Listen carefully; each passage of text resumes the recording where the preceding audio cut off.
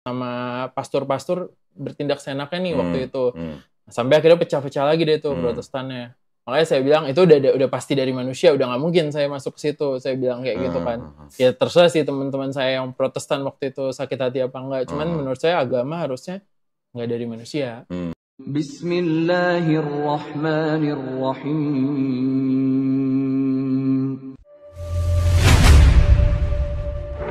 Ya ayyuhalladzina amanu dukhulu fis-silmi kaffah.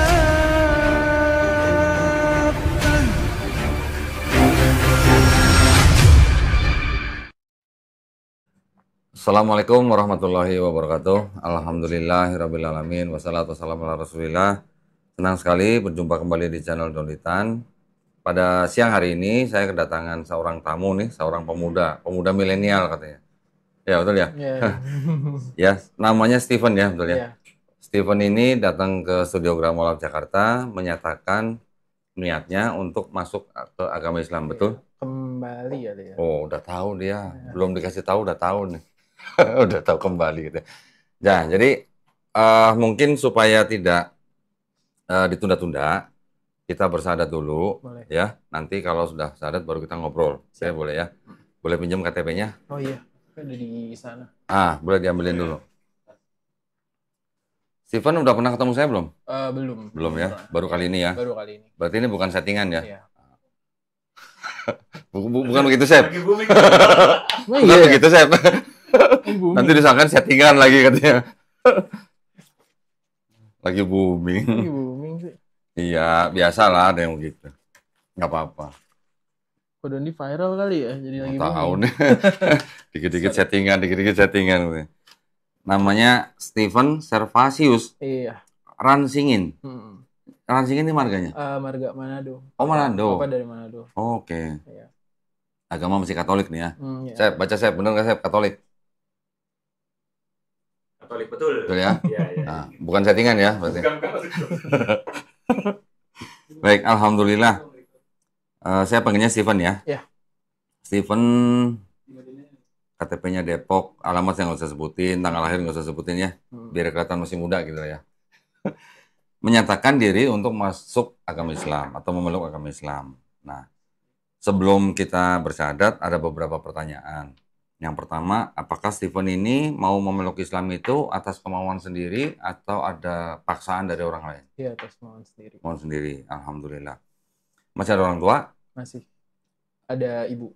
Ibu aja, papa nggak ada? Meninggal, ya. Oke. Nah, nanti kalau misalnya ibunya menentang atau marah-marah atau gimana, Steven nanti boleh membantah tapi harus dengan cara paling lembut ya. Oke. Yang ketiga, di dalam Islam ada syariat-syariat, yaitu setelah bersyahadat ada puasa, zakat, setelah syahadat sholat, zakat, puasa, dan haji jika mampu ya. Steven berjanji untuk melaksanakan syariat-syariat tersebut. Insya Allah berjanji. Oh, udah bisa insya Allah. Keren. Alhamdulillah, berarti sudah tidak ada yang menghalangi Steven untuk memeluk agama Islam ya. Kita berjabat tangan. Ikuti ya kata-kata saya. Asyhadu alla ilaha illallah wa asyhadu anna Muhammadan Rasulullah. Aku bersaksi tiada Tuhan selain Allah. Dan aku bersaksi Nabi Muhammad adalah utusan Allah. Alhamdulillah sah ya. Alhamdulillah. Kita dapat saudara baru. Saya mau peluk dulu saudara saya yang seiman ya. Mudah-mudahan istiqomah. Amin. Ya, mudah-mudahan kita semuanya dilindungi dari Allah Subhanahu wa taala. Amin ya. Nah, saya foto dulu KTP-nya. Ini nanti buat pembuatan sertifikat.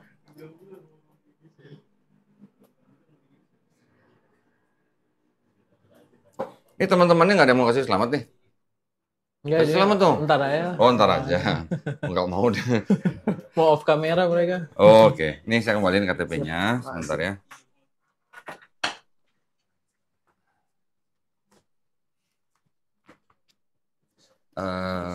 Tolong ambilin mushaf Quran.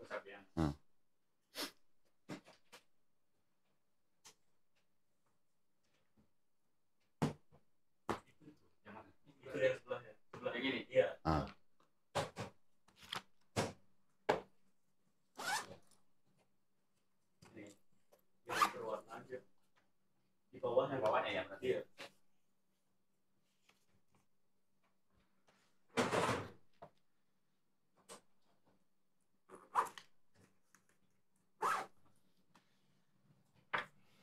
Ada sini. Yang ini bukan? Oh iya. Oh iya. Sama masih ada sajadah nggak di situ ya? Atau nantilah nyusul nggak apa-apa ya? Nah, alhamdulillah. Saya ingin memberikan ini ada buku petunjuk sholat ya buat Steven. Nanti dibaca step by step aja. Ya. Juga di dalamnya ini ada sejumlah uang. Ini adalah zakat yang memang diperuntukkan untuk orang yang baru masuk Islam. Ya, jangan dilihat jumlahnya. Tolong diterima aja dengan baik. Juga ini ada mushaf Quran ya, mushaf Quran. Ini adalah hadiah dari salah seorang subscriber channel Donlitan yang memang ingin menghadiahkan ini buat siapa saja yang masuk Islam di Studio Gramolab Jakarta ya. Alhamdulillah mohon diterima dengan baik juga ya. Insya Allah ini nanti Quran menjadi saksi buat kita.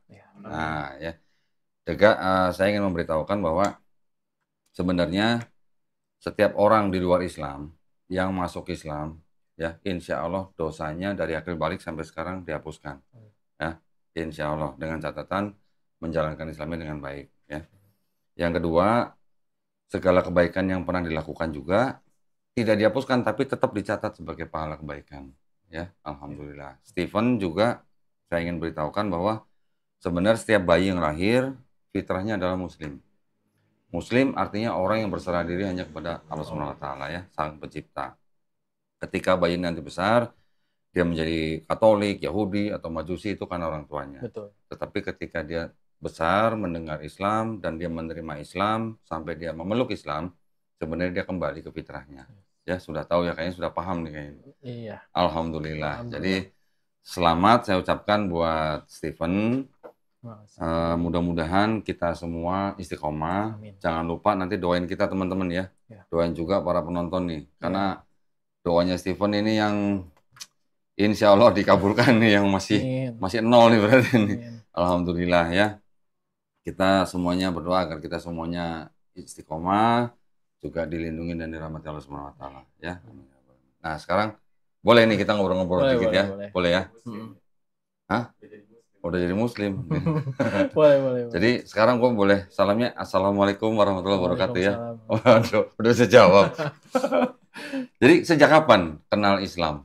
Kenal Islam udah lama karena kan saya tinggal tuh temennya semua muslim rata-rata. Oh, banyak teman muslim. Walaupun dari SD sampai SMA tuh sekolahnya Katolik kan. Oke, di mana? Karena di Pamulang, daerah Pamulang. Oh, Pamulang. Karena pertimbangan pasti orang tua kan punya stereotip lah kalau sekolah negeri atau gimana, entah gimana ya nggak tahu kan. Oh. Pasti kayak gitu kalau misalnya mainnya nggak mayoritas agama yang sejenis, pasti kan ada stereotip. Jadi ya udahlah ikut aja karena kan masih kecil, anak kecil kan nggak punya power ya, tinggal ikut aja udah. Terus waktu masih kecil juga ke gereja, ya udah ikut aja. Sampai 2003 tuh papa sama mama saya ke Manado. Papa pulang lagi kan. Saya di sini sama oma, opa sama om saya. Ditinggal sama orang tuanya? Enggak, diajak. Cuman saya nggak mau karena mikirnya gini, kalau misalnya ntar ke Manado tuh punya teman baru lagi. Oh, oke. Ribet nih kayak gitu kan. Di sini temannya udah. Itu waktu itu umur berapa Steven ya?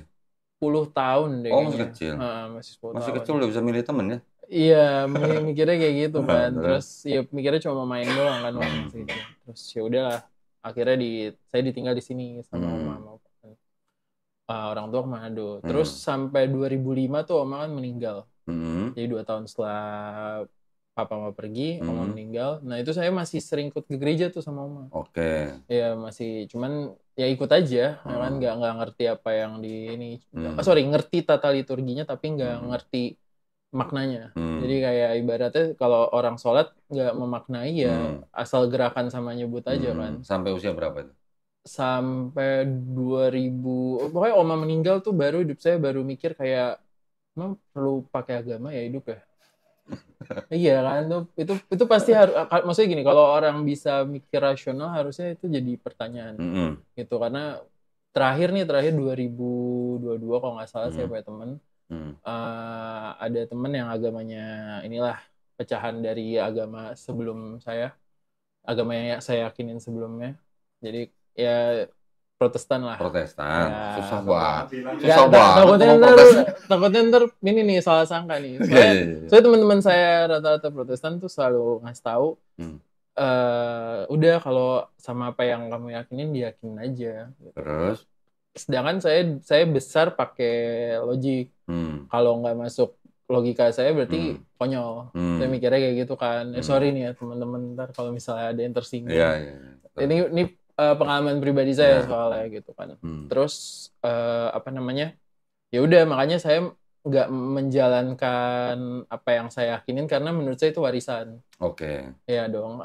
Harusnya kita bisa milih apa yang mau kita yakinin, ya kan. Cuman kan nggak kayak gitu, apalagi kalau di Indonesia kan kenyataannya kan. Ya udah dari lahir agamanya Muslim, terlepas dia belajar ya Muslimnya bener apa enggak, Islamnya bener apa enggak. Ya udah jalanin aja sampai meninggal. Kan nggak bisa kayak gitu. Sama apa yang kita peluk harus bisa kita bertanggungjawabkan. Menurut saya sih gitu ya, saya pribadi. Ya udah sampai ada satu tulisan, cuma saya mikirnya gini, nggak ada urgensinya juga saya harus, misal saya belajar sama agama apapun dan harus pindah, nggak ada urgensinya. Jadi kalau misalnya ntar saya di agama Katolik dan terlepas agama Katolik benar atau salah, kalau nggak ada urgensinya ya udahlah. Maksudnya gimana nggak ada urgensinya? Urgensi untuk memilih keyakinan yang benar. Atau juga kan kita nggak ada yang tahu hari akhir gimana kan, buat bener apa salahnya, semua juga masih dalam tanda kutip bertaruh kan sama apa yang diyakinin masing-masing gitu. Jadi kalau misalnya orang yang meluk agama Katolik, orang yang meluk agama Islam, atau orang yang meluk agama Yahudi kan juga belum tentu tahu tuh agama yang diyakinin benar apa enggak. Kalau nggak ditelusurin kan, kalau nggak dipelajarin kan. Nah waktu itu Stephen nggak telusurin Katolik? Waktu itu belum. Nah terus sampai akhirnya saya nelusurin tuh, oh ternyata kerabatnya Katolik ini ada apa, Yahudi, ada Islam. Kalau Islam udah relevan lah. Awalnya saya mikirnya masih kerabat, masih relevan lah karena teman-teman saya dari kecil kan banyak kan Muslim kan. Mereka ngaji saya ajak main, ya kan, malah nggak ngaji teman-teman saya tuh. Terus ya udah mereka sholat saya ngeliat, oh kayak gitu, masuk masjid gimana kayak gitu. Masih kecil kan belum ngerti kan, masih SD tuh. Terus ya udah ada satu momen tuh. Ada satu tulisan saya lupa di mana, di blogspot itu tahun 2014. Di situ dibilang kalau kebetulan yang nulis nih Islam, dia Muslim kan. Dia bilang dia sama juga tuh kayak saya waktu itu mempertanyakan apa yang diyakinin. Cuman bedanya dia satu kata tuh yang buat saya mikir kan. Gue tuh sholat nyembah sama yang bentuknya nggak kelihatan. Menurut gue Tuhan, kalau dia bilang gitu, Tuhan tuh absolut kayak gitu. Terus saya mikir, oh iya kok saya bisa dibentuk ya? Ya walaupun di Bible emang ditulis kan, diciptakan berdasarkan bentuk dan rupa. Tapi kan harus bisa dipertanggungjawabkan juga asal tulisannya kan, saya mikir gitu. Kejadian 1:26. Iya, tapi yang saya lihat di zaman nabi-nabi, kalau Tuhan atau Allah mau nampakin diri tuh bentuknya kan nggak serta-merta manusia Pak Doni. Pasti beda-beda kan, entah didapin, entah apa kalau dari Bible.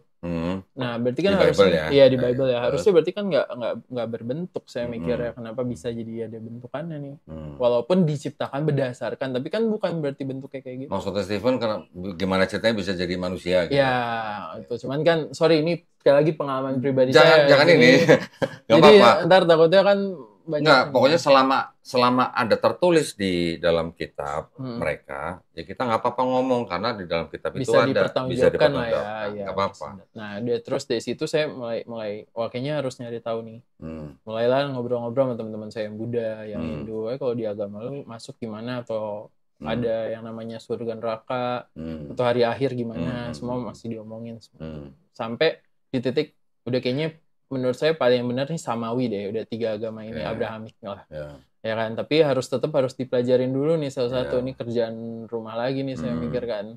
Sebenarnya kalau mau hidupnya santai aja sih ya udah yakinin apa yang kita yakinin aja dari awal, dari lahir, warisannya. Cuman saya kan nggak bisa ya, saya harus mikir logik ya. Kalau nggak masuk akal berarti nggak. Ya walaupun banyak teman saya bilang nggak, agama nggak bisa dicocok logi sama akal, nggak bisa dijawab. Nggak. Saya bilang semua pertanyaan tuh ada jawabannya. Cuma pertanyaannya kapan dijawabnya. Ada yang emang menurut saya sih, ada yang mungkin Allah tuh nyimpennya pas di hari akhir, pas kita udah meninggal baru bisa kejawab. Jadi nggak ada pertanyaan yang nggak bisa dijawab. Kalau nggak buat apa diciptain gitu, ya kan. Nah udah sampai saya nyari tahu mulai dari Yahudi dulu, ya kan. Cuman saya ngerasa kayaknya bukan deh. Soalnya udah ditutup nih. Harusnya nggak ada di sini, cuman yang mereka yakinin kan Tuhannya bakal datang dari mereka nih, berarti utusannya. Di terakhir ya, saya mikir harus bangsa Israel ya pokoknya. Harus bangsa Israel, nggak deh. Saya mikir kayaknya nggak mungkin dikasih spesifik itu sih. Maksudnya berarti kan Allah tuh milih-milih dong penciptanya. Iya, maksudnya kalau memang keselamatan cuman harus dari Bani Israel, terus gimana nasib bangsa lain? Iya, nggak mungkin kayak gitu kan. Terus sampai saya mikir kenapa dipecah-pecah kayak gini ya, sampai saya belajar sampai ada Menara Babel, orang dipecah-pecah berdasarkan agama, bahasanya semua. Oh mungkin kita pecah gara-gara ini. Sampai saya punya konsep, ini kayak agama bikinan manusia deh. Iya, udah pasti harusnya Tuhan yang satu walaupun penyebutannya beda-beda, tapi fix ini bikinan manusia sih. Saya masih yakinin waktu itu kan. Terus ya udah kalau di Protestan teman saya ngajak ke gereja Protestan, dia bilang itu udah nggak mungkin. Saya bilang itu gimana ceritanya saya udah pasti saya blok. Ini gue penasaran nih, mungkinnya kenapa nih? Iya, karena menurut saya kalau emang agama samawi itu pecah jadi Yahudi, satu lagi kita nyebutnya Kristen menurut saya ya Katolik. Nggak ada Kristen lain-lain, udah Katolik. Nah kalau di satu lagi Islam, penyempurnaan dari sebelum-sebelumnya. Nah makanya saya bilang kalau misalnya saya harus berpindah dari Katolik ke Protestan, saya mending nggak punya agama aja, karena udah pasti dari awal salah. Sorry ya sekali lagi saya bilang kayak gitu, karena kalau misalnya ditarik asal usul agamanya semua kan kayak apa, Yahudi bisa ditarik asalnya dari Nabi Musa. Nabi Musa juga nurunin berdasarkan Taurat kan. Kalau kita ngomong Katolik misalnya ditarik dari Yesus juga, walaupun Yesus nggak bilang lu ikutin ajaran gue ya, semua nih harus nulisin ini, tapi kan udah ketarik satu nih. Kalau Protestan beda, dari ada satu Martin Luther yang bikin apa namanya dalil, wah ini ngaco nih kitab nih, sama pastor-pastor bertindak seenaknya nih waktu itu, sampai akhirnya pecah-pecah lagi deh tuh Protestannya. Makanya saya bilang itu udah pasti dari manusia, udah nggak mungkin saya masuk ke situ. Saya bilang kayak gitu kan. Ya terserah sih teman-teman saya yang Protestan waktu itu sakit hati apa enggak. Cuman menurut saya agama harusnya nggak dari manusia. Oh ini peneliti berarti ini sebenarnya. Saya nyari tahu. Soalnya kalau nggak masuk akal saya nggak mau Ko Dondi. Sampai ada teman saya bilang di Al-Quran tuh semuanya ada. Enggak lah, nggak mungkin lah saya bilang. Terus teman saya bilang dari sperma semua itu dijelasin di Al-Quran. Terus ada penemuan yang ibaratnya baru ditemuin beberapa abad sebelumnya, misalnya apapun itu udah ada di Al-Quran. Al-Quran kan bikin manusia, saya bilang gitu. Sama kan kayak kitab-kitab, enggak lah itu turun dari Allah, ngasih wahyu lewat Nabi Muhammad, kayak gitu kan. Terus masa sih saya mikir kayak gitu kan, kayaknya saya mau dicocokin akalnya, akalnya mau biar masuk nih akalnya gimana. Terus sampai saya nyari review lah, emang benar ya kayak penemuan-penemuan apa yang udah ada di Al-Quran padahal belum ditemuin sama peneliti. Oh iya nih, banyak hal-hal make sense lah, kayak kenapa minum harus jongkok atau harus duduk. Itu kan nggak dijelasin di kitab-kitab apapun. Kalau di sini dijelasin kan. Saya mikir itu kalau dicocokin sama kesehatan ya emang ada medisnya, wajib masuk Pak Eko. Iya gitu. Terus saya mikirnya kan jadi oh ini masuk akal nih, saya mikir gitu. Cuman sampai satu pertanyaan teman saya bilang kayak gini, wah kan saya cerita ngobrol banyak lah. Terus teman saya nanya, oh lu udah ngerti Islam nih, lumayan banyak nih, ngomong kayak gitu kan. Oh kapan mualaf? Kenapa harus mualaf? Saya bilang kayak gitu. Ya kan nggak ada urgensinya, saya bilang kayak gitu. Cuman bukan nggak ada urgensinya, pertanyaan dari diri saya satu. Lu percaya sama Nabi Muhammad nggak? Nah itu pertanyaan akhirnya yang saya simpen, teman saya lempar ke saya tanpa saya pernah ngobrol. Emang Nabi Muhammad siapa sih? Gitu. Saya nggak pernah ngomong kayak gitu. Teman saya nanya gitu ke saya. Terus? Lu percaya Nabi Muhammad nggak? Nah saya diem. Terus? Karena waktu itu saya nggak percaya. Saya mikir mukjizatnya apa yang dibuat Nabi Muhammad waktu itu, karena saya belum belajar ya. Kalau nabi-nabi lain semua punya mukjizat kan. Dari ngebelah laut. Iya, belah laut lah, apapun, ngidupin orang meninggal lah, ya kan semua. Nabi Muhammad apa? Saya mikir kayak gitu, mukjizatnya. Iya, mukjizatnya ya ini Al-Quran. Ya. Belah bulan ada. Oh iya, waktu itu belum belajar tuh. Iya, kayak gitu terus ya banyak lah, tapi yang paling apa ya, spesial lah, paling krusial lah ini Al-Quran. Ini ya. Betul. Iya, terus ya udah. Ini orang belajar berarti nih. Iya, karena kalau nggak logik nggak Saya mikirnya gini kalau misalnya buat nikah doang, buat apa? Saya mikir kayak gitu, ya kan? Nanti saya juga bisa pindah kapanpun kalau saya nggak yakin apa sama Kalau saya. buat nikah misalnya udah 10 tahun, terus istri kita misalnya pisah atau meninggal gimana? Iya. Masa mau balik lagi? Gitu. Iya makanya saya mikir itu kan nggak long last lah. Gitu. Dan apa? Dasarnya berarti bukan buat Allah kan.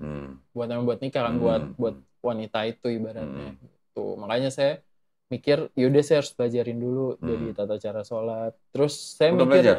udah insya Allah. Oh gitu ya, ini bukunya gimana nih? Masih. Kepake kan ini? Kepake. Iya, masih belum hafal baca. Oh belum hafal. Kayak sholat ada gerakannya kan. Iya. Saya mikir sumpah ribet ya, ngapain bikin gerakan kayak gini? Iya. Oh ternyata semua ada alasannya Iya. buat kesehatan medisnya. Betul. Pas saya tahu, oh, Masya Allah ini keren sih saya bilang. Nggak pernah, karena gini, makanya sekali lagi kalau nggak masuk akal buat saya nggak bisa terima. Gitu, saya bakal cecer, saya bakal detailin. Cari tahu. Iya, kalau udah detail saya nggak bakal banyak nanya, saya bakal diem. Iya. Udah, makanya pas sudah tahu ada detailnya, oh tujuannya apa namanya buat sholat nih mau ngapain, gerakannya medisnya apa semua, wah udah saya keren sih. Insya Allah. Jadi banyak dong berarti yang udah dipelajarin dong. Enggak lah, belum. Kisah kehidupan Nabi Muhammad sendiri udah belum detail. Belum detail. Masya Allah. Wah, berarti istilahnya ini mencari atau menemukan Islamnya dengan penelitian dong berarti ya? Iya, bisa dibilang ya kayak walaupun gitu. penelitian otodidak atau sendiri. Ya tapi riset kecil-kecilan. Kecil-kecilan. Tapi artinya dari dalam Quran ini kita sudah bisa menemukan bahwa ini nggak mungkin karangan manusia. Iya. Setuju kan? Setuju. Ya kalau mau diduplikat manusia sih ya Allah alam ya, tapi sih saya rasa sih nggak bisa sih. Betul. Ya seperti contoh duplikat gini sih bisa ya, tapi isinya nggak bakal seotentik ini sih. Betul. Nah, jadi kan hampir 1000 ayat nih di dalam Quran nih. Yang ayat-ayat itu berkaitan dengan sains, ada hubungannya dengan sains. Dan itu sudah terbukti benar gitu pada zaman sekarang. Nah, pada zaman itu bagaimana mungkin ceritanya seorang nabi yang tidak pandai baca tulis kok bisa mengatakan hal seperti itu? Yang orang pada zaman itu sendiri pun mungkin nggak tahu maksudnya apa gitu. Ya pasti zaman dulu penolakannya ada pasti. Ya, dibilang orang gila iya. Ya pasti, karena mungkin misalnya kalau disebutkan di Quran surat Al-Hadid misalnya ayat 25 misalnya. Kami menurunkan besi supaya bermanfaat bagi manusia. Gimana ceritanya orang zaman dulu bisa menerima gitu ya? Buat apa ya? Apa maksudnya besi turun gitu? Turun dari mana gitu mungkin ya? Turun dari langit atau bagaimana? Ternyata dengan ilmu pengetahuan sekarang terbukti besi memang turun dari langit. Dari melalui benda-benda langit yang jatuh ke bumi ketika bumi itu baru terbentuk gitu. NASA aja bisa bilang begitu. Nah, bagaimana ceritanya seorang nabi yang ummi katanya bisa ngomong begitu coba. Nah, kita zaman sekarang kan hidupnya di zaman sains. Iya. Kita manusia zaman sekarang mengikuti hukum sains. Contohlah hukum gravitasi. Siapa yang bisa menolak? Iya. Siapa yang bisa bantah kan? Memang ada gravitasi kan? Benar. Nah, begitu juga apa yang dikatakan di dalam Quran ternyata 1500 tahun yang lalu kok bisa terkonfirmasi oleh sains zaman sekarang. Contoh lagi lah, misalnya ini mungkin bukan di Quran. Nabi Muhammad SAW bisa mengatakan bahwa sendi manusia jumlahnya berapa? 360 ya kalau nggak salah ya? Dari mana? 360 ya. 360 kan? Iya. Sendi kan? Dari mana ceritanya seorang Nabi? Apakah dia seorang spesialis tulang manusia? Iya, apa dia pernah ngitung gitu? Sendi-sendi manusia? Dari mana Nabi Muhammad SAW bisa tahu kalau sendi manusia jumlahnya segitu? Dibedah juga enggak kan? Nggak tahu, maksudnya dia tahu dari mana, alat-alat belum ada, di Quran nanti dikatakan juga gunung sebagai pasak, bagaimana ada alat sonarnya, nggak ada, di dalam lautan nanti ada sungai, ada api, gimana, apakah Nabi Muhammad SAW pernah menyelam ke dalam laut, kan nggak pernah juga, belum ada alat scuba gitu lah. Nanti apa namanya juga dikatakan bahwa orang dadanya sesak dan sempit seperti mendaki langit. Apakah Nabi Muhammad SAW pernah ke gunung Everest gitu? Nggak pernah juga kan, nggak ada gitu. Bagaimana tahunya gitu? Itu pasti bukan karangan manusia. Ya. Belum lagi nanti yang apa misalnya embriologi, ya kan? Sampai seorang profesor mengakui bahwa ini pasti bukan karangan Nabi Muhammad SAW. Profesor, walaupun dia Kristen, Kristennya Presbyterian, ya kita nggak mengklaim bahwa dia masuk Islam atau enggak, karena dia yang saya baca dia dari kecil memang diajarin sama bapaknya yang seorang pendeta Presbyterian itu. Tuhan itu satu, cuma cara beribadahnya beda-beda. Cara penyebutannya beda. Nah, jadi dia mungkin tidak masuk Islam karena itu, nggak tahu ya. Tetapi banyak juga profesor-profesor lain yang masuk Islam karena Quran, karena baca Quran. Profesor siapa sebutin Maurice Bucaille misalnya, sampai dia yang meneliti mumi misalnya. Hmm. Di Quran udah disebutin, ya kan? Insya Allah. Ketika dia meneliti membedah mumi, dia menemukan bahwa di dalam jenazah mumi itu banyak sekali kandungan garam. Terbukti bahwa jenazah ini pernah tenggelam di laut. Udah gitu di mulutnya banyak kandungan apa? Lumpur. Ketika Firaun ditutup Iya. mulutnya pakai lumpur. Benar-benar. Dari mana coba kayak gitu ya? Nah, kan jadi ya kita cuma tinggal ngikutin akal sehat gitu ya. Iya. Kalau akal sehat kita masuk, ya kita nggak boleh nolak ini. Tapi kan nggak semua orang mau berpikir. Betul. Iya. Apalagi nyari tahu. Betul. Karena mungkin juga sudah ada ikatan-ikatan keluarga, Iya. sosial, jabatan, dan segala macam. Ya kalau orang tidak menyempatkan untuk belajar itu, dia akan menjalankan agamanya hanya sebagai rutinitas, Iya betul. ya kan? Nggak ada maknanya. Nggak ada maknanya, nggak tahu apa yang dituju gitu, nggak tahu siapa yang dituju, siapa yang disembah gitu. Benar. Tapi Stephen keren berarti loh, udah gitu. Berapa lama pencarian itu? 2000. Jadi kenal sama pasangan saya tuh. Abis itu dari situ teman saya pada ngomong kan, mau beda agama, santai lah. Santai. Iya, kenapa sih agama tuh selalu jadi bahan yang dipusingin di Indonesia? Saya mikir kayak gitu kan. Dari dulu, karena menurut saya kayak ntar nih kalau orang temenan, orang pacaran, orang mau nikah atau orang berkeluarga pun atau bertetangga, cuman ujung-ujungnya cuman berantem karena beda agama. Ntar ketarik nih konflik paling ujungnya, oh ini agamanya ini sih gini.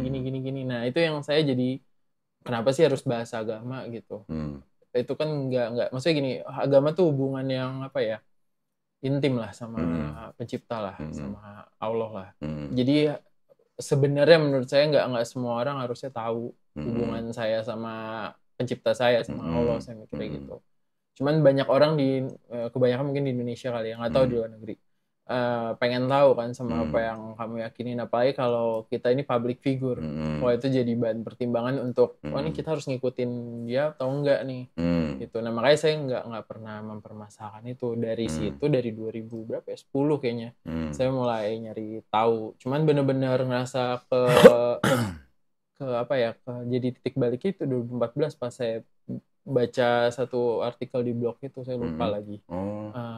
Ya gue sholat, dia bilang kebetulan di Islam tadi nggak ada yang maksudnya yang gue sembah tuh nggak ada bentuknya. Iya harusnya hakikatnya Tuhan kayak gitu, dia bilang. Harusnya memang tidak terlihat. Nggak boleh terlihat harusnya. Terus saya mikir oh iya, dan Tuhan kan bisa dibilang nggak ada iya, bisa dibilang ada iya. Dua-duanya nggak ada yang bisa ngebuktiin kan. Cuman yang bisa yang saya yakinin ada, karena nggak mungkin semua bisa tercipta gitu aja, walaupun ada segala macam teori ya, buat saya masih nggak masuk akal gitu. Ya kayak Big Bang aja. Iya itu masih. Di sini nggak ada Big Bang. Iya. Pecahan ya langsung. Bisa terkonfirmasi baru 50 tahun yang lalu. Iya makanya itu tuh pertanyaan. Saya ngomong sama teman saya, kalau misalnya emang Al-Qur'annya itu dibuat tahun 2020-an, saya percaya nih agama ini buatan manusia, saya percaya. Saya bilang, cuman kan ini jauh sebelum teori ilmiah kebentuk kan, ditemukan. Iya. Kan ini kan sudah menjadi mushaf itu aja udah di abad ke-7. Berarti kan 1500 tahun yang lalu. Belum ada orang mikir Big Bang, belum ada orang mikir gunung jadi pasak, belum ada orang mikir di dalam laut begini-begini dan segala macam. Belum tahu embriologi, belum tahu astronomi gitu. Itu kan yang istilahnya gimana ya, keren gitu loh. Zaman dulu orang yang belum tahu apa-apa bisa diturunkan ayat-ayat seperti itu gitu, ya kan? Masya Allah ya, keren loh. Dari 2010, tapi baru benar-benar kayaknya emang harus coba telisik 3 agama samawi ini deh. Saya mikir itu 2014. Lama bener nunggunya sampai sekarang. Karena nggak ada urgensinya Pak Dondi, kayak merasa nggak ada urgensinya. Iya, kenapa? Maksudnya gini, nggak ada, saya nggak ngerasa keusik juga sama apa yang saya yakinin gitu. Terus teman-teman saya kan saya nggak pernah nunjukin kalau saya, misalnya saya ke gereja atau saya apapun, saya nggak pernah nunjukin kan. Yang mereka tahu kan, wah ini nggak beragama nih, ateis. Tapi selama dari 2014 sampai sekarang ini percaya ada Tuhan? Dari saya lahir sampai sekarang saya percaya ada Tuhan. Ya. Saya nggak pernah ngerasa ateis. Tapi dari 2014 sampai sekarang ini berarti tidak percaya dengan agama? Saya percaya agama, tapi saya masih nanya, ini siapa yang buat? Ya, maksudnya berarti kan tidak mau mengikuti salah satu agama. Eh, Karena waktu itu ikut- mungkin Katolik kan hanya karena orang tua. Iya, tapi saya sempat ke gereja walaupun bolongnya banyak banget. Cuman ya formalitas sempet sih. Pernah waktu kalau saya ada masalah udah titik terendah, mungkin saya mikirnya saya Curhat. lari ke pencipta kan. Saya selalu bilang ke teman-teman saya nyebutnya pencipta karena saya nggak tahu saya harus nyebut apa kan. Saya nyebutnya pencipta aja lah. Terus saya sempat lari, cuman tetap nggak nemu jawaban. Cuman pernah nih waktu saya deket sama pasangan saya, waktu baru-baru deket lagi tuh udah lama. Terus ada satu momen saya tidur, saya mimpi ada yang nanya mau serius nggak. Jadi kayak sosok kakek gitu. Waduh, nanya mau jangan-jangan serius kakeknya nih. dia. Nggak tahu deh ya.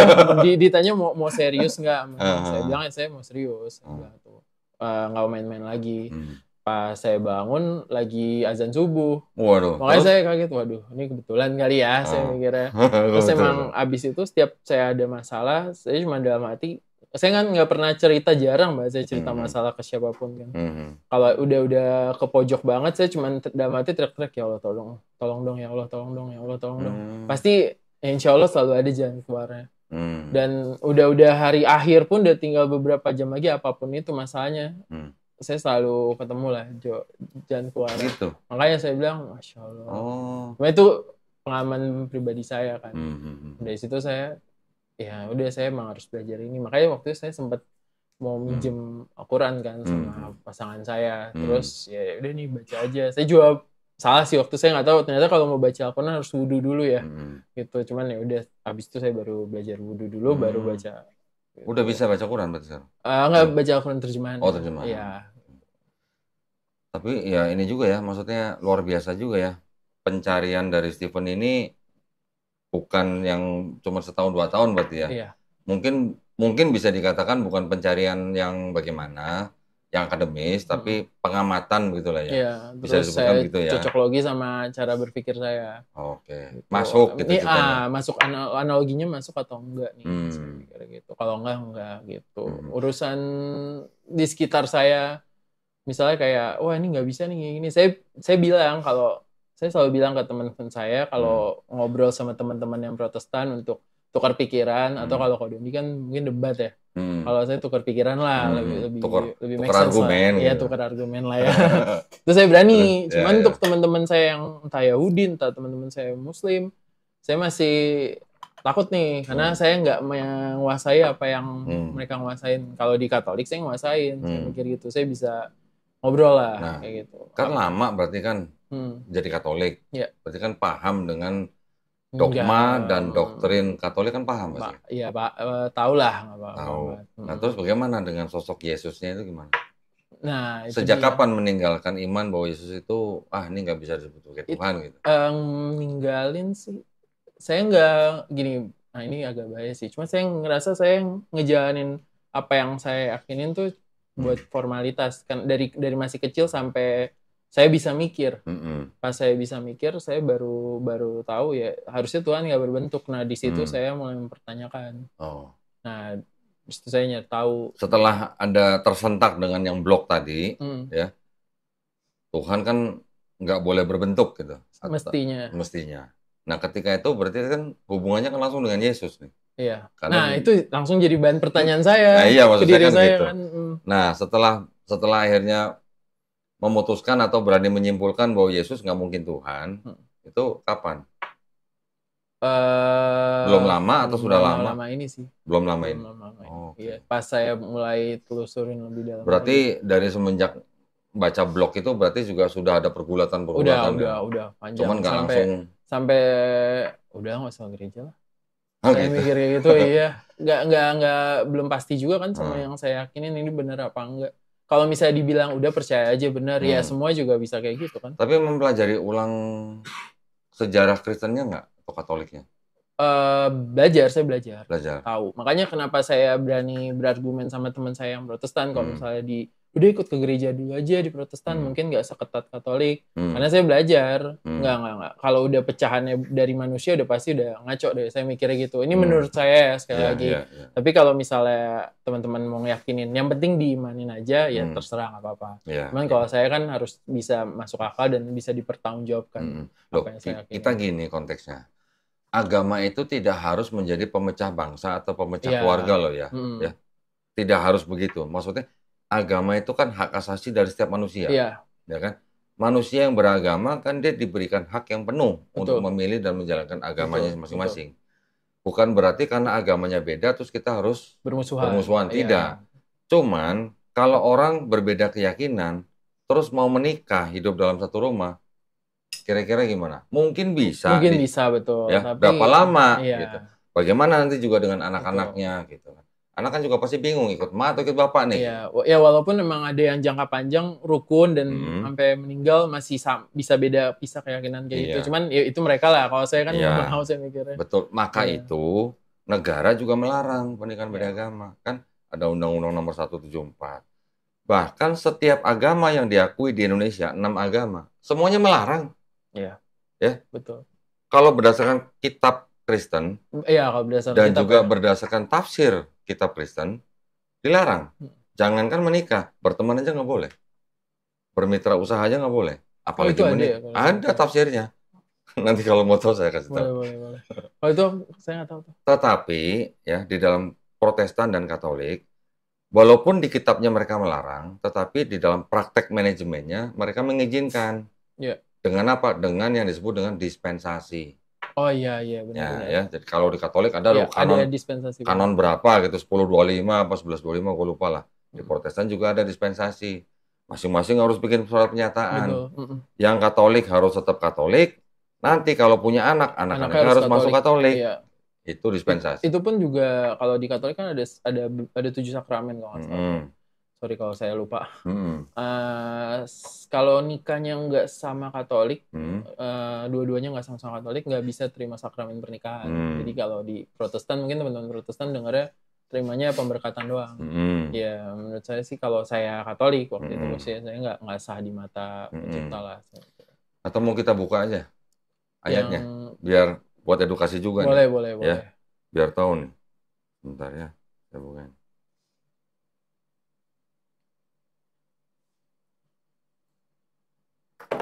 Tuh, ayat itu udah ada nih. 2 Korintus 6:14. Kita langsung buka ayatnya, buka tafsirnya. 2 Korintus 6:14.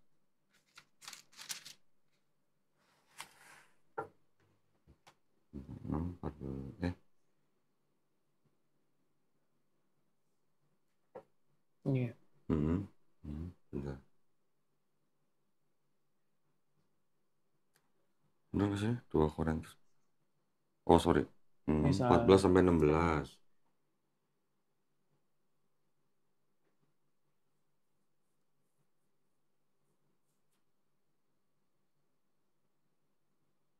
Janganlah kamu merupakan pasangan yang tidak seimbang dengan orang-orang yang tidak percaya.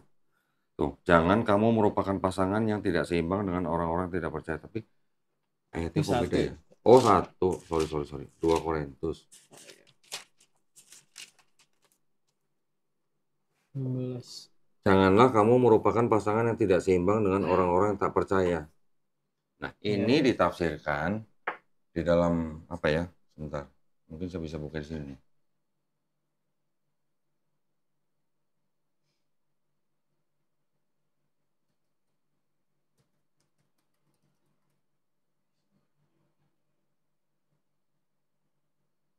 Dua Korintus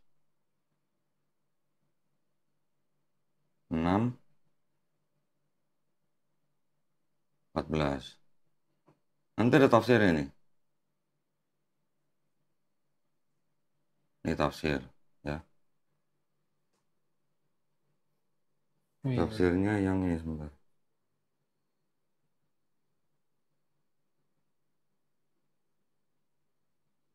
Tafsir Full Life. Ini ada kan, ada Full Life, ada Matthew Henry kan. Nih. Karena itu, orang percaya jangan bermitra secara sukarela atau berhubungan intim dengan orang tidak percaya. Sebab hubungan semacam itu dapat merusakkan hubungan mereka dengan Kristus. Ini meliputi apa? Kemitraan dalam dunia usaha, golongan rahasia, kencan, pernikahan, dan persahabatan karib. Lu bersahabat aja nggak boleh lu. Iya. Bermitra usaha aja nggak boleh. Kencan aja nggak boleh, apalagi nikah berarti kan. Padahal sih harusnya kan nggak gitu ya logiknya. Gimana coba? Masa orang dibeda-bedain? Masa orang nggak boleh berteman? Iya. Loh kalau kita di Islam berteman sama siapa aja kan boleh. Iya. Kita bermuamalah dengan siapa aja boleh. Betul. Nah ini persahabatan karib nggak boleh, Iya. dunia usaha nggak boleh, golongan rahasia nggak boleh, kencan nggak boleh, pernikahan nggak boleh. Berarti Nggak kalau make baca tafsir begini, berarti orang Kristen kan nggak boleh berteman dengan orang selain Kristen, betul nggak? Nggak boleh berdagang dengan selain orang Kristen.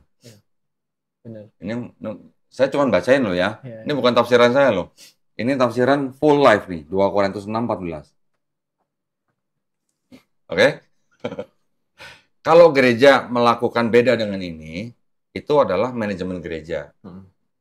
Berarti kan nggak ngikutin ini. Iya, nggak tahu sih, tapi saya pernah dengar beberapa dari teman-teman saya yang Katolik sama yang Protestan, gereja tuh berevolusi lah, Oh, iya. menyesuaikan dengan Iya, perkembangan iya. zaman kayak gitu. Ya udah, saya kan nggak mau memperdebatkan kan, ya udah. Mengikuti perkembangan zaman. Iya, gitu. Cuman kalau ya gitulah ya. Ya gitulah.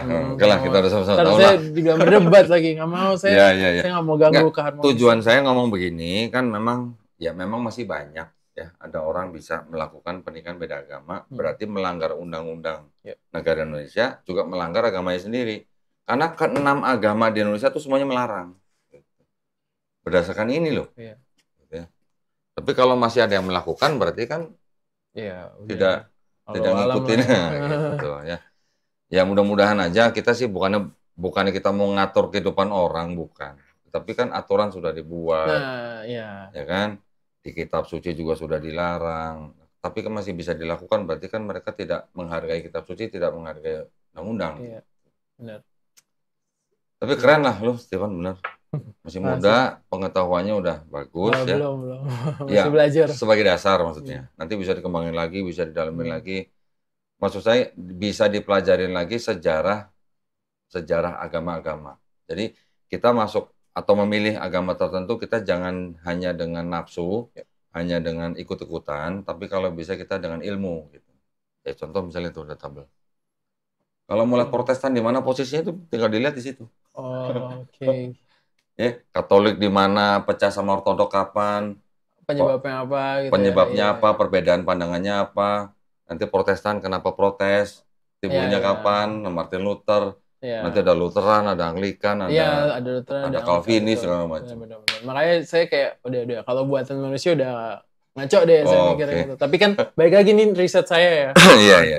Kalau teman-teman mau ngeyakinin ya nggak apa-apa. Iya, di dalam Islam kita juga tidak pernah melarang orang untuk menyembah apapun. Iya. Ya kan? Mau menyembah manusia yang dianggap Tuhan yang monggo, mau menyembah batu yang monggo, mau menyembah pohon pisang yang monggo. Di dalam Islam kita hanya ngasih tahu aja. Masalah, tapi keren lah. Ya. Alhamdulillah, berarti baru hari ini Stephen istilahnya memberanikan diri berarti ya? Iya, saya mikir, ya udahlah, saya mikir apa alasan selama lagi. ini belum berani bersyahadat karena apa? Karena tadi melihat tidak ada urgensinya. Iya, nggak ada urgensinya. Terus saya mikir mau ngelak apa lagi saya mikirnya gitu dari yang saya pelajari. Allah Subhanahu wa Ta'ala sebenarnya setiap saat itu menyediakan hidayah. Ya, jangan orang bilang Allah nggak ngasih gue hidayah gitu, jangan. Setiap saat Allah Subhanahu wa Ta'ala menyediakan hidayah. Cuman bagaimana kita mengenali hidayah itu dan bagaimana kita ngejemput. Gitu. Nah, itu dia, itu yang susah kan. Ini kan termasuk jalan hidayah. Iya sih. Iya. Benar. Betul nggak? Terjemahan udah ada. Jangan alasan lagi gitu. Iya sih. Iya. Kalau tulisannya cuma Arab doang, gue nggak bisa baca Arab. Nah, ini terjemahan udah ada. Asbabun nuzul ada. Tafsir ada. Hadis sahih ada. Gitu. Masya Allah. Keren. Sama ya itu, saya mikir, oh ya kan saya punya pertimbangan buat nikah. Saya mikir di Islam kan juga diatur juga tuh untuk nikah. Makanya pas saya pelajarin, harusnya kalau buat teman-teman yang muslim ya, kalau belajar Islam sih harusnya, walaupun saya baru ya, saya pikir, tapi kalau belajar harusnya sih kayaknya namanya selingkuh nggak ada di jadinya. Gitu ya. Karena udah bener diatur banget kan di sini. Gitu saya. Jadi gue konfirmasi nih, Stephen masuk Islam karena mau nikah atau gimana? Karena riset dulu. Riset dulu. Iya. Keren. Bukan, kalau enggak sih. Tapi dan masuk akal sih. Sebenarnya paling jadi tick point saya milih yakinin Islam karena masuk akal. Karena masuk akalnya. Tapi bukan berarti masuk Islam mau poligami kan, enggak? Susah padahal nih kalau nggak adil nggak bisa. Tapi maksudnya gini, bukannya istilahnya gini, poligami itu di dalam Islam istilahnya bukan ajaran istilahnya yang diharuskan atau Ya. yang diwajibkan, bukan. Itu beda Ya. tujuan sih ya kalau kayak gitu. Sebelum Quran diturunkan kan sudah ada poligami. Poligami sudah beribu-ribu tahun orang sudah melakukan. Iya. Justru ketika Quran diturunkan, Islam yang mengatur poligami. Bukan berarti menyarankan atau mewajibkan, enggak. Kan ya memang setiap manusia kan kondisi beda-beda, baik laki atau perempuan. Ketika ada suatu masalah tertentu, bisa jadi masalah itu diselesaikan dengan poligami. Iya. Ya kan? Tapi itu case-nya minim banget lah kalau Iya, ini. ya walaupun case. Dan itu pun masih dengan syarat yang tidak ringan gitu. Betul. Kalau nggak bisa adil, nikahilah satu saja. Iya. Kitab suci mana yang menyebutkan nikahilah satu saja selain Quran? Di Bible ada nggak? Ada. Nggak ada. Oh sih, mungkin kalau dia mau riset kali mau nyari tahu ya. Nggak ada.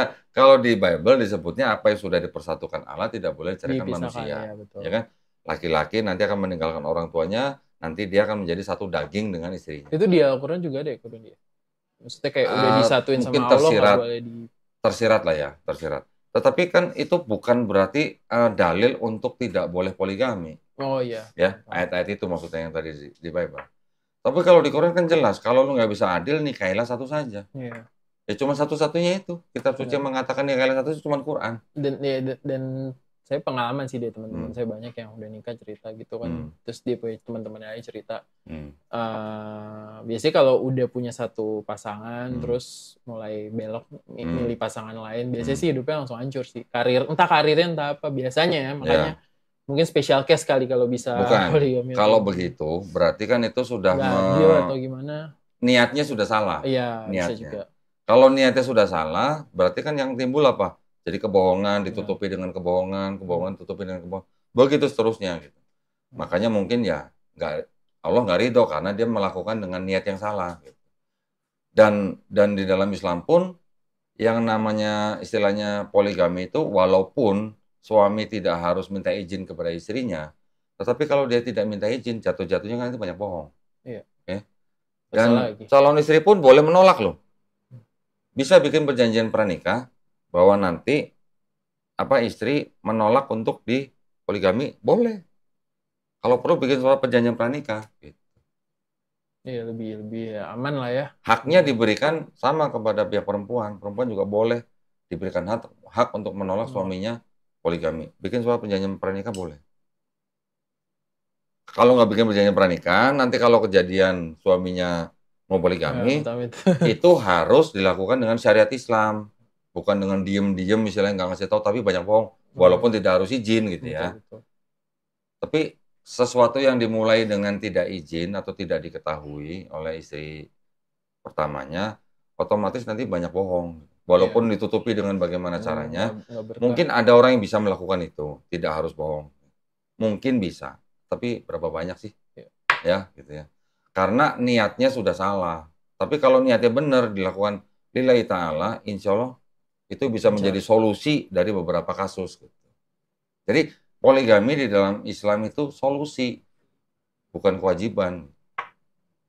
Itu yang kadang-kadang masih disalahpahami orang gitu ya. Alhamdulillah mungkin cukup ya, Stephen ya. Terima kasih banyak nih ceritanya nih. Mudah-mudahan bermanfaat juga buat yang nonton nih. Karena cerita-cerita seperti ini nih mungkin setiap mualaf kan berbeda-beda. Tetapi bisa jadi itu menjadi manfaat buat orang tertentu. Nanti cerita yang begini buat bermanfaat buat orang tertentu juga gitu ya. Nah sekarang boleh nggak Stephen kasih pesan nih buat penonton kita nih. Baik yang muslim maupun yang belum muslim gitu. Gue bilangnya belum muslim ya. Karena suatu saat nanti itu bisa jadi muslim kan kita nggak tahu ya. Silakan. Apa ya pesannya? Apa dong pesannya? Sholat gitu Sholat mesti panggilan hati kan. Kalau cuma sekedar sholat doang cuma deh. Sholat emang panggilan hati? Harus, maksudnya emang itu kewajiban, tapi kan banyak orang ngejalaninnya kosong, nggak ada maknanya, ya kan? Ya itu berarti harus benerin dong niatnya. Iya, harusnya kan. Ya, silakan monggo apa pesan yang buat teman-teman. Kan selama ini sudah banyak teman yang muslim, juga masih banyak teman yang belum muslim. Nah, apa yang sudah dibicarakan selama ini, mungkin yang perlu disampaikan. Kalau dari saya pribadi sih, iman itu harus dipertanggungjawabin. Jadi kalau suatu hari nanti pasti banyak yang mau dalam tanda kutip tukar pikiran lah, saya nggak bilang debat ya, saya bilang tukar pikiran buat mempertanggungjawabkan iman kita tuh. Kalau nggak bisa disanggah, nggak bisa dijawab, itu kan jadi pertanyaan ya buat diri kita ya kan. Berarti yang gue yakinin nggak benar atau gue belajarnya belum banyak. Kalau udah di poin itu dan nggak belajar atau ya kalau belajar enak, tapi kalau nggak belajar mikirnya udah daripada ribet, udah percaya aja deh sama yang ini. Nah nggak apa-apa, terserah sih kalau mau ngambil jalan kayak gitu. Cuman saya masih percaya sama hari akhir. Pasti ada surga neraka tuh ada pasti. Makanya kalau mau masuk surga ya belajar lah sama apa yang diyakinin. Berarti buat pesannya nih cari jalan kebenaran. Berarti pesannya dia nih buat yang muslim sama yang non muslim sekaligus nih berarti. Ya. Alhamdulillah. Baik kalau gitu sekali lagi terima kasih ya buat Stephen. Mudah-mudahan istiqomah dan mudah-mudahan kita semua nih husnul khotimah ya. Buat para pemirsa terima kasih banyak atas perhatiannya. Mudah-mudahan bermanfaat ya.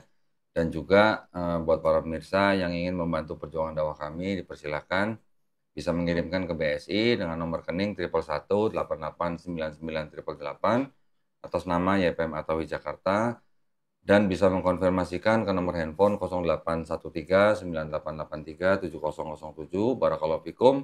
Semoga partisipasi para pemirsa diterima di sisi Allah Subhanahu wa taala sebagai amal jariah ya. Amin ya rabbal alamin. Baik, kita pamit undur diri ya. Akhir kata, wabillahi taufiq wal hidayah. Wassalamualaikum warahmatullahi wabarakatuh. Terima kasih banyak dan selamat ya, Stephen ya. Alhamdulillah. Stephen udah sunat belum? Belum.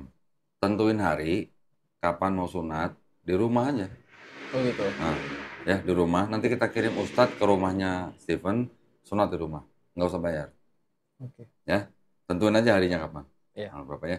Terus nanti setelah itu juga cari hari, ya. Seminggu kita kasih jatah 2 kali dalam seminggu. Setiap pertemuan itu 90 menit kita kirim guru privat ke rumahnya Stephen. Di daerah mana? Depok kan? Iya. Masih dalam jangkauan kita lah. Jadi tentuin 2 hari, 2 hari dalam seminggu, satu pertemuan 90 menit kita kirim guru privat. Nanti bisa belajar fikih, akidah, sekaligus belajar baca Quran. Ya. Nah ini sekalian saya kasih buku ikronya nih. Nah ini sekalian saya tambahin ya. Nanti komunikasi sama Suci ya. Iya. Tentuin harinya. Kapan kita potong apa namanya? Potong kulup. Ya, gitu ya. Mudah-mudahan dimudahin ya. Ya, amin. Ya.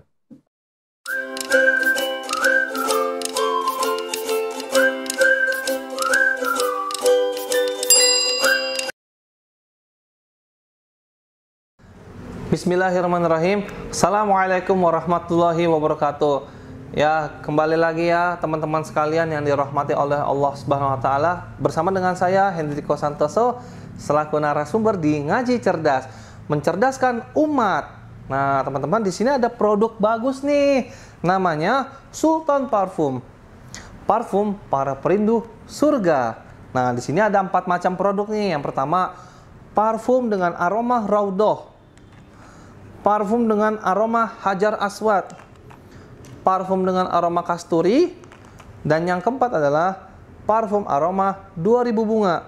Nah, kalau teman-teman sekalian sedang umroh, lalu pulang ke tanah air dan rindu dengan suasana di Masjidil Haram maupun di Masjidil Nabawi atau di Mekah dan Madinah, teman-teman bisa beli nih Sultan Parfum dengan aroma-aroma yang menyesuaikan dengan suasana di Mekah ataupun Madinah.